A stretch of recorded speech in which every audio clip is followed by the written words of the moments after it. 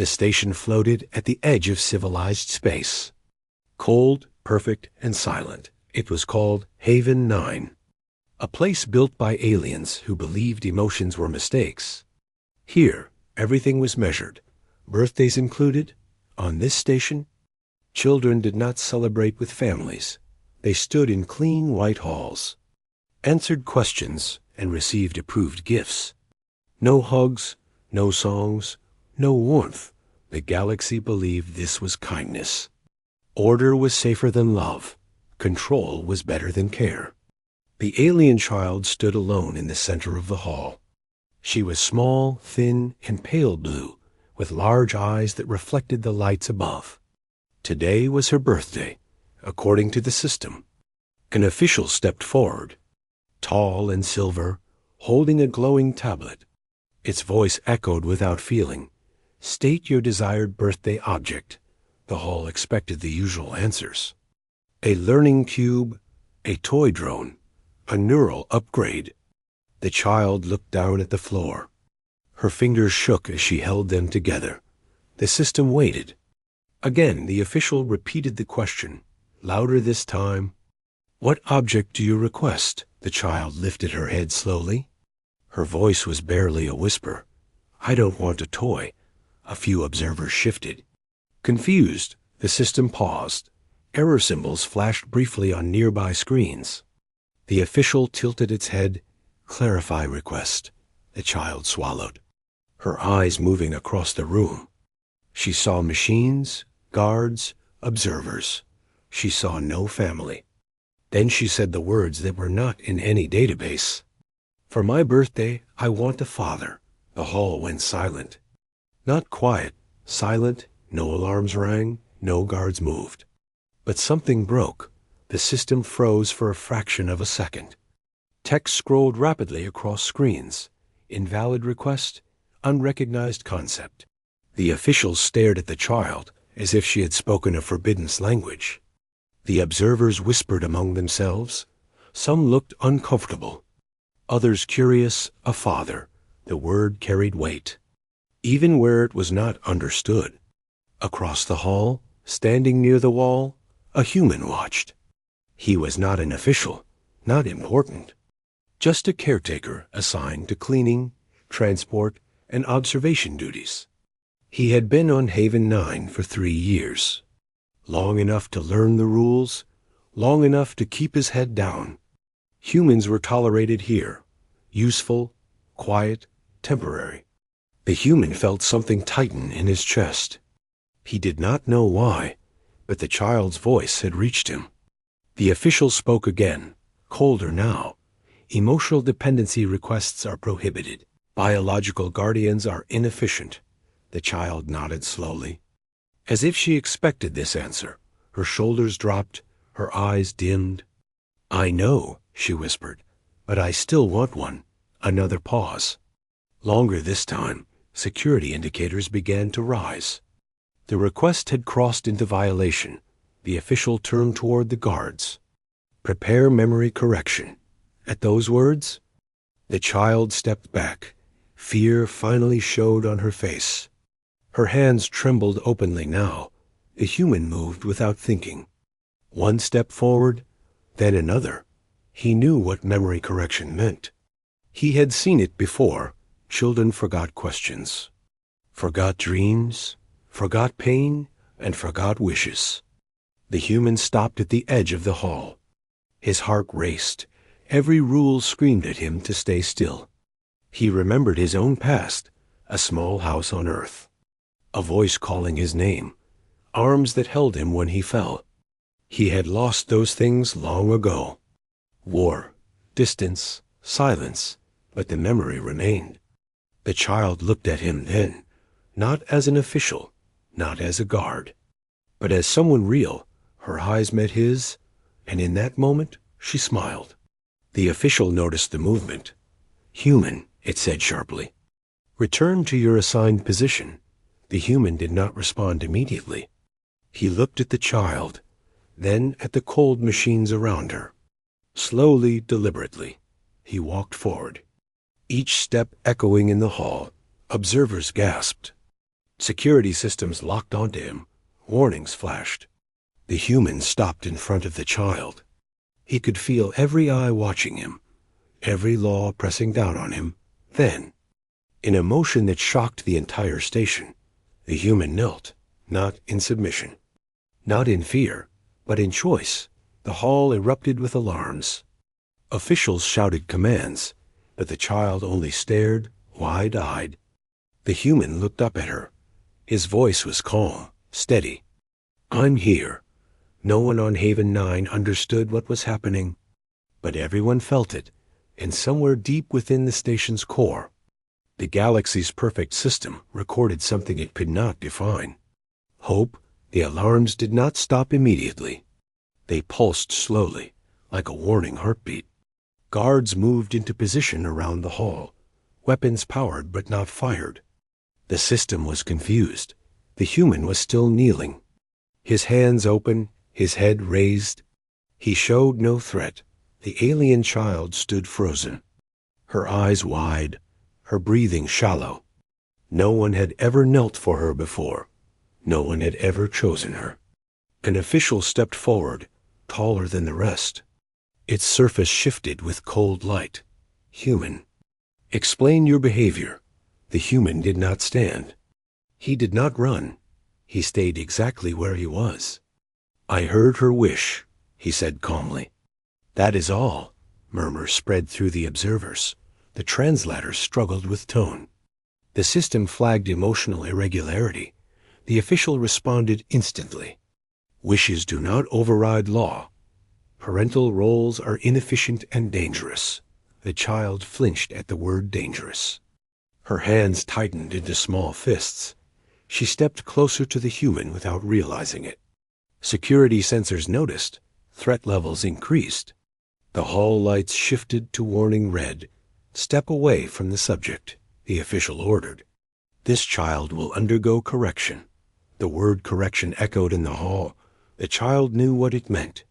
She had seen others return empty, quiet, changed. She looked up at the human again. Her voice shook. "I'm sorry." The human felt the words like a strike. "You did nothing wrong," he said quickly. "Nothing." The officials paused. This was not part of any protocol. Humans were not supposed to reassure. A guard moved closer. Energy restraints activated. The system prepared to remove the human by force. "This human is emotionally compromised," an official announced. "Remove him from the chamber." The child stepped in front of the human. Her small body barely covered his knee. But she stood firm. "Please," she said softly. "Don't take him." The chamber froze again. 2 violations now. 1 child, 1 human. The observers could not look away. Something raw was happening, something unrecorded. The human placed a gentle hand in the air. Stopping the guards, he spoke slowly, choosing simple words. "She asked for a father. That concept does not exist here," the official replied. "It creates dependency. It causes loss." The human nodded. "Yes," he said. "But it also creates strength." The word strength triggered alerts. The system associated strength with weapons, fleets and numbers, not with care. The child listened carefully. She did not understand all the words, but she understood the tone. "You will forget this," the official said to her. "It is necessary." Tears formed in the child's eyes. She shook her head slowly. "I don't want to forget." Memory technicians entered the hall, their devices humming softly. Cold light filled the space. The human stood up at last, slowly, carefully. He placed himself between the child and the machines, every weapon locked onto him. The system calculated outcomes. None were favorable. "You are risking erasure," the official warned. "Human presence is temporary." The human looked around the chamber, at the metal walls, at the silent watchers. "Everything is temporary," he said. "That doesn't mean it doesn't matter." The statement caused a processing delay. Logic loops formed. Observers held their breath. The child reached out and held the edge of the human's sleeve. A small action, but forbiddens. Sensors screamed. Physical contact detected. Violation confirmed. The official raised its arm. Enough, it declared. This human will be removed. The guards advanced. Energy fields ready. The child cried out. Don't, she said loudly now. Her voice carried across the hall. He stayed. The word stayed echoed strangely. Stay was not a command. It was a choice. The human looked down at her, his voice gentle but firm. I'm not going anywhere. The hall descended into chaos. Orders overlapped. Systems argued with themselves. And somewhere within Haven 9's vast network, a simple question appeared for the first time. Why would a human risk everything for one child? The hall no longer felt like a place of order. It felt like a courtroom without a judge. Guards stood frozen in attack position, weapons aimed but unfired. No one knew who would give the final command. The human remained between the child and the machines. His body steady, his hands empty, the child stayed close to him. Her fingers still holding his sleeve, she did not let go. An official's voice cut through the tension. Human. Step aside immediately. The human looked down at the child first, then slowly turned to face the officials. His eyes showed fear, but also resolve. She asked for a father, he said. That means she asked for someone who stays. The word stays echoed again through the translators. It did not fit into any category. It had no legal value. Observers whispered across the chamber. Some species leaned forward. Others looked away. The lead official moved closer, its surface flashing warning colors. Your behavior is irrational, the human nodded. Yes, he said softly. But it is human. The statement triggered a system delay. Processing slowed. Multiple logic paths failed. The child looked up at him, her eyes full of questions. Does that mean you will leave? She asked. The human knelt again, slowly, deliberately. So they were at the same level. No, he said. I am choosing you. The hall reacted instantly. Alarms screamed louder. Violation markers filled the air. The official raised its arm. Declare guardianship attempt unauthorized. Energy fields activated around the human. The air vibrated with power. The child cried out. Stop, she shouted. Her voice breaking through the noise. Something unexpected happened. The alarms hesitated. The systems recalculated. Biometric readings flashed across the screens. The child's stress levels were dropping, her heartbeat steadying. Medical observers froze. That was not possible. Emotional dependency was supposed to weaken. The human stayed kneeling, his presence calm, his voice low. I don't have your strength, he said to the officials. I don't have your fleets or your laws, but I can stay. The word stay appeared again on the system logs. Highlighted, flagged, the child reached out and touched his face. A simple gesture, a forbidden one. Contact alerts blared. But her health readings improved further. Observers began to argue among themselves. Some demanded immediate removal. Others demanded study. This changes nothing, the lead official insisted. Humans cannot be permanent. The human looked up. I don't need to be permanent, he said. I just need to be here. Silence followed. A heavy, uncertain silence.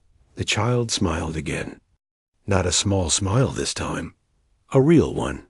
For the first time in her life, she felt chosen, not assigned. Deep within the station core, a new anomaly was recorded. Emotional stability, increasing through voluntary human presence. The system did not understand it, but it could not deny it. The official stepped back slowly, the chamber holding its breath. And the galaxy faced a truth it was not ready to accept. One human choice had more power than 1,000 perfect rules. The chamber did not return to normal. Nothing about Haven 9 felt stable anymore. Officials retreated to the edges of the hall. Not in fear, but in uncertainty, medical observers moved closer. their instruments glowing softly. They watched the child carefully. Her heart rate was steady, her breathing calm, her stress indicators dropping. This result made no sense. The data contradicted everything the galaxy believed. Emotional attachment was supposed to weaken minds. It was supposed to create dependency and loss, yet the child was stronger. The lead official spoke again, its voice quieter now. "Explain this outcome." No one answered immediately. The machines searched for causes, found none. The human remained kneeling beside the child. Not touching, not speaking, he was simply there. The child leaned slightly toward him. Her presence relaxed, her fear fading, and analysts displayed new readings. Cognitive function improving, emotional stability increasing. Whispers filled the chamber. Observers argued in low tones. This had never happened before. Another official stepped forward. "This violates established models." The human looked up slowly. "Your models never asked her what she needed," he said. The statement created a pause. The translators hesitated. The concept was uncomfortable. "What she needs is efficiency," an official replied. "Predictability?" The child tilted her head. She listened carefully and asked a simple question. "Why does he make me feel safe?" No algorithm could answer that. The system searched anyway, returned empty results. The council was summoned remotely. Screens lit up around the chamber. Dozens of alien faces appeared. They studied the human. Then the child, then the data. This human presence must be removed for testing. One council member declared. "We require control conditions." The child stiffened. Fear returned to her eyes. Her readings spiked instantly. The human noticed. He did not argue. He did not shout. He placed one hand flat on the floor, lowering himself again. A silent promise. "I won't leave unless you make me," he said. "But understand this? If you remove me, you will hurt her." The words were simple. Not a threat, just truth. The data supported him. Stress levels rising with the suggestion alone. Damage already visible. The council hesitated. Logic demanded removal. Evidence demanded caution. "This changes our assumptions," another voice admitted. "Humans may provide stabilizing effects." The word stabilizing echoed. It was acceptable language, the only kind the galaxy trusted. The child looked at the screens, at beings who had decided her life. "I don't need numbers," she said softly. "I just need him." The chamber went still again. No alarms this time, only wait for the first time. The galaxy faced a problem it could not solve with rules. And somewhere within the council, a dangerous idea began to form. What if humans were not weak because they felt? What if they were strong because they stayed? The council did not speak for a long moment. The silence was heavier than any alarm. Across the chamber, data continued to scroll. Numbers rising where failure was expected. Stability increasing where risk was predicted. The child stood beside the human now. Not hiding, not afraid. She held his hand openly. No system stopped her. No guard moved. One council voice finally broke the silence. "This outcome was not anticipated," another added. "Our laws were built to prevent loss." The human looked up at the screens. His voice steady. "But you created it anyway." The statement was not hostile. It was honest. The council reviewed the data again. Then again, each cycle reaching the same result. The child's health was better than ever recorded. Her mind focused, her fear nearly gone. A medical observer spoke quietly. "Removal of the human will cause harm." The chamber shifted. Harm was unacceptable. That was a rule everyone agreed on. The lead official stepped forward. Its tone no longer sharp. "Human," it said. "State your intent." The human did not hesitate. "I will stay," he said. "As long as she needs me?" The child squeezed his hand. Her voice clear now. "I choose him?" The system recorded the word choose. Flagged it. then paused. After a long calculation, a new designation appeared on the screens: voluntary guardianship. The council watched as the label settled. No alarms followed. No errors appeared. "This will be a test case," one council member said. "A controlled exception." The human nodded. "That's enough." The official turned to the child. "You will not be corrected," it said. "You will remain as you are." The child smiled wider than ever before, a smile full of relief, full of belonging. She looked up at the human. "I have a dad now," she said. The words spread across the chamber, soft, powerful. Observers felt something shift inside themselves. Questions forming where certainty once lived. Over the following cycles, other stations reported strange results.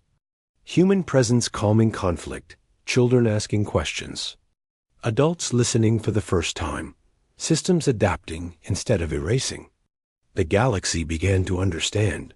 Slowly, humans did not conquer with force. They conquered with care.